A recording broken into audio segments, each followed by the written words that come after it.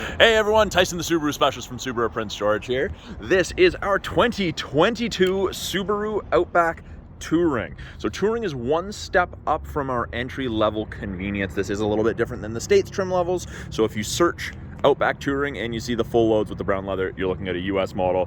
This is the Canadian equivalent. But 22 Outback, gorgeous looking vehicle.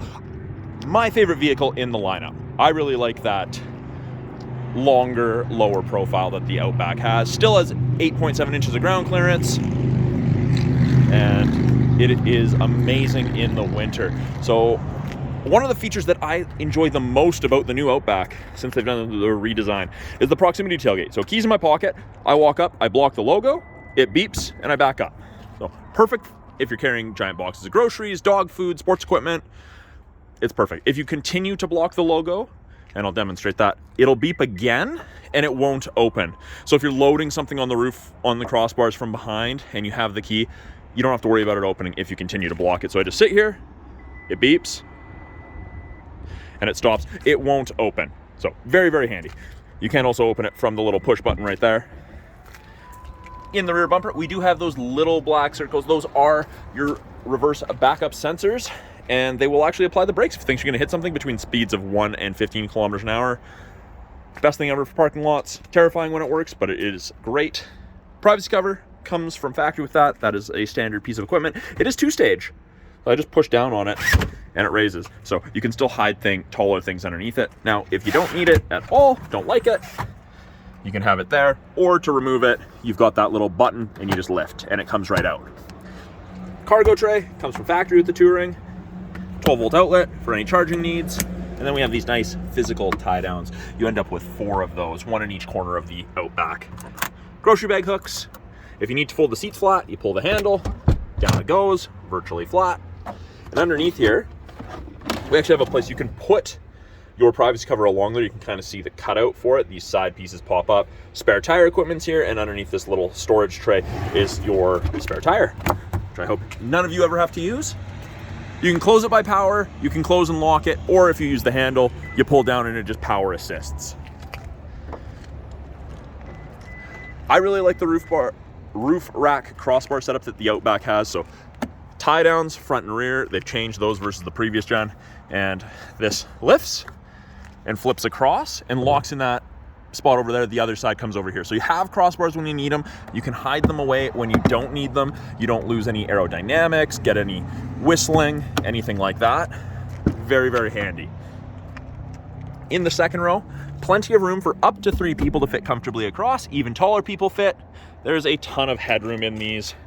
Good leg room. And it's this gray charcoal black cloth interior in the Touring. If there's only 1 or 2 passengers, we have an armrest with cup holders.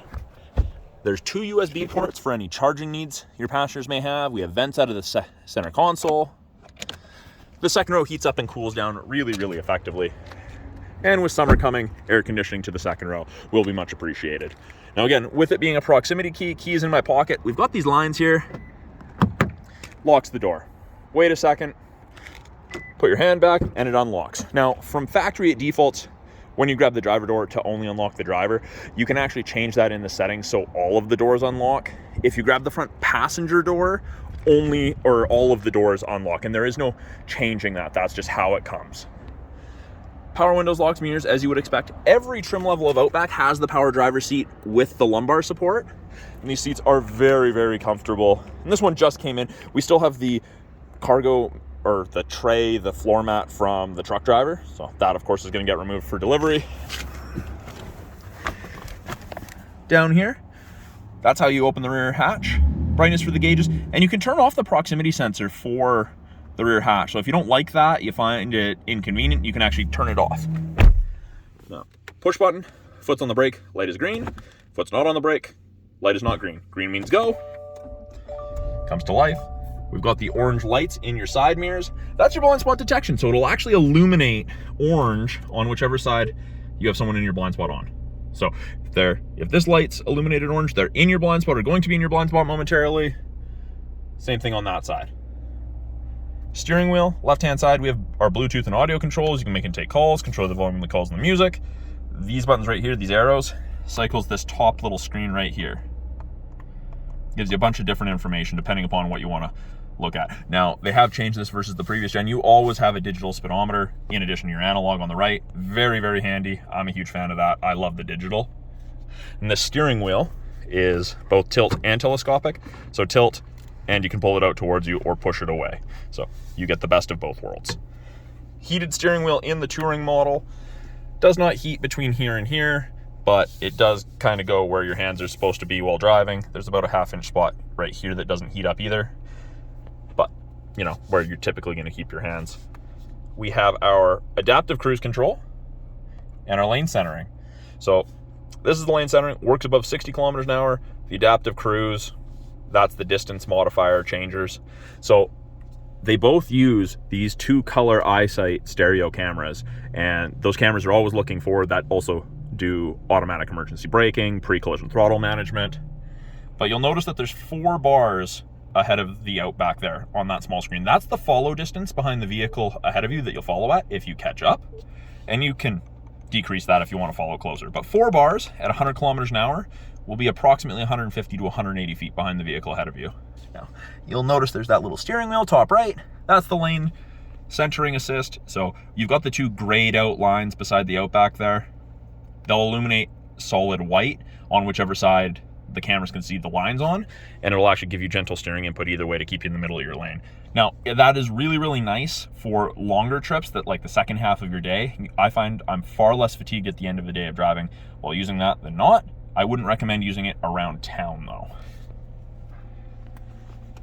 11.6 inches of tablet.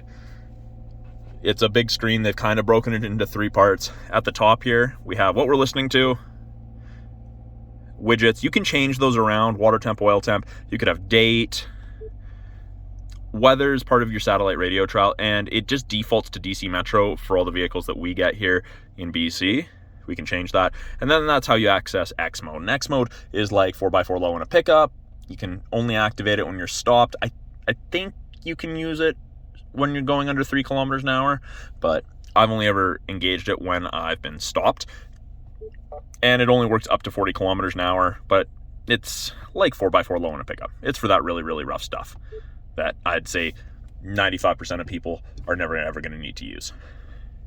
Right here, middle screen, radio, apps, Apple CarPlay, Android Auto, settings, auto start stop deactivation. So it's also our backup camera when you put it in reverse. Rear assist braking, parking sensors, shows you the top of the bumper there so you have something to relate to. And you can watch the backup camera, which I think is amazing.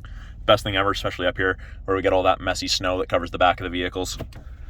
And then the third part, the bottom portion here, this is your climate controls. So we do still have physical buttons, and it is dual zone, but when you press, it'll bring up the screen, and you just click and drag, turn on your heated seats. Passenger wants a different temperature, they can just touch it differently, and you can have 2 different temperatures. Now, passenger knows they're going to be getting out, they can press that, they can press sync, and it'll go back and match the driver's temp. So, very, very handy. Heated seats for both. When you press on the little image of the person there, it brings up this. You can choose where you want your airflow. And these screens will just automatically disappear without any input after, I think, 5 seconds or so. So if you're driving, you need to adjust your climate, you don't have to hit the X. Really easy to use. Park brakes are electronic. Pull up to turn it on. My foot's not on the brake and I push down, it won't go off. And it actually says to press the brake pedal. So foot on the brake, push down, then the emergency brake, the park brake, will come off. Got a little phone storage cubby, 2 USB ports for charging, music listening, or Apple CarPlay, Android Auto. Auxiliary cord there for music listening. It is an automatic transmission. You can pull towards you for manual mode, and you can use your shifter, manual paddle shifters, upshift and downshift, to manually select your gears should you like. Touring's the first trim level where you get the tilt and slide sunroof. Manual shade. Controls for that are right here. We've got our SOS and our roadside. Now that's part of the 3-year trial to the connected services that you get with most new Subarus. I shouldn't say every Subaru, there are a couple exceptions. Sunglass storage, And then my favorite feature ever in any vehicle, the auto dimming rear view mirror. There's no switch to flick. If someone has their high beams on behind you, just automatically dims. It's the best thing ever. And then underneath it, you can see the 3 bumps right there. Homelink system, so you can hook up to 3 separate garage doors to that mirror. You don't have to carry a bulky opener with you. It's awesome. So that's a brief overview of the 2022 Subaru Outback Touring. I'm Tyson, the Subaru specialist from Subaru Prince George. Talk to you guys soon.